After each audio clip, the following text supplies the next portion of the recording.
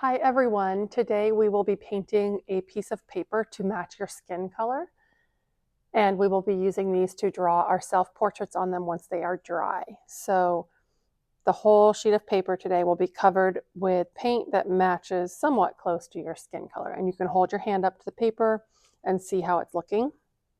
Before you begin, please make sure that you write your name and your class code, and today I want you to write it right near the edge of your paper on the back side. Because we will be painting on the front side. And sometimes if you push into the paper with your pencil, it makes a little mark in it. And then when you turn it over, you're going to see a backwards name when you paint on it, right in the middle of where we're going to be drawing our faces next time. So make sure it's near the edge. You write your name and your code, and then you turn it over.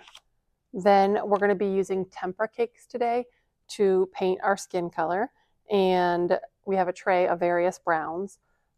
These are probably going to be dry when you begin working with them. So you're going to have to add water to them, kind of like watercolor paint, to make them work. So you take your brush out of the water cup, and then you're going to kind of swirl around the color that you think might be near your skin color. And you're going to dip your brush back in the water.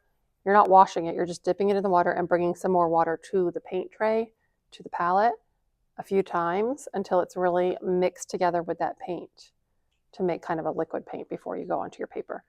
You can also test the color out if you're not sure on the edge of your paper, because we're going to be drawing your faces in the middle of it and cutting them out. So the edges are not actually going to end up in the final version of your self-portrait. So you could test it out a little bit on the side here. You could also add more water to it and see how that changes the look of it. It might be darker as you start, and then if you spread it out and add more water with it, it's going to be a little bit of a lighter value. So that can change how it's going to be looking across the paper for your face. You can also mix colors, but if you change colors, you need to wash your brush in the cup and you bounce on the bottom of the cup. I'm not splishing it. I am not tapping it. I'm just kind of bouncing it on the bottom for 3, 2, 1, 0. And then I can get another color. If I think that it's a little bit more of a red tone, I can get this paint started by adding some water and mixing it around. And then I can mix that on top and see how that looks with the previous brown that I had. And if that color looks close, I'm going to do the whole thing first with the first brown and then do the whole thing again with the second one to mix it all together nicely.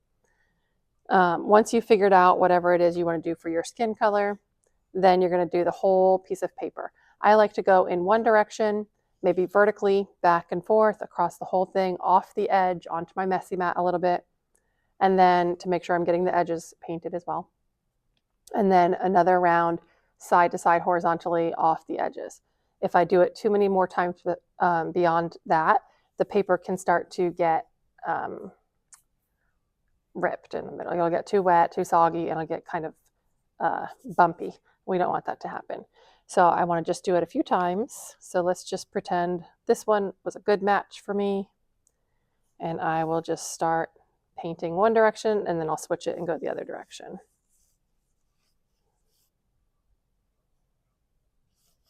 And I have to keep on going back to the water to make it smooth. If it starts to get like frayed looking, it's too dry. And another way I can help that is I can actually just take my water and get the whole piece of paper a little bit wet first. That'll help it kind of spread more evenly. But I'm not pushing down too hard. Remember, I don't want to rip holes in my paper. Okay.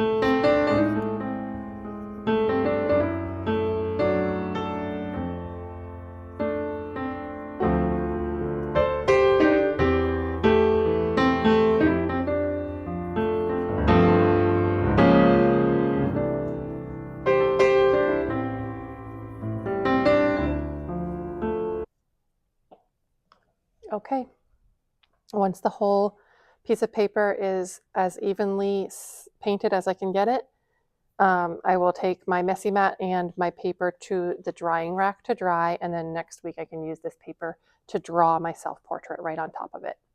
All right, have fun.